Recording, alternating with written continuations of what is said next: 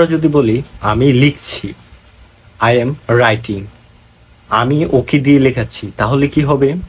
আমি বই পড়ছি, আই এম রিডিং এ বুক। আমি যদি বলি আমি ওকে দিয়ে বই পড়াচ্ছি, তাহলে কি হবে? আমি বলছি, আই এম স্পিকিং। যদি আমি বলি আমি ওকে দিয়ে বলাচ্ছি, তাহলে আমরা কিভাবে আহ, এই সেন্টেন্সগুলো ব্যবহার করব, তাই আজকে আমরা জানবো। আর এই সমস্ত সেন্টেন্সগুলো আমরা মেক ইউজ করে ব্যবহার করতে পারি।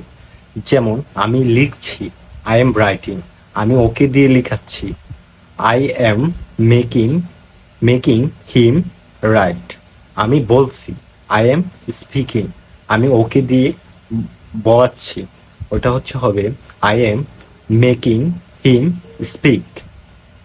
আমি পড়ছি, আই এম রিডিং, আমি ওকে দিয়ে পড়াচ্ছি, তাহলে I am making him read.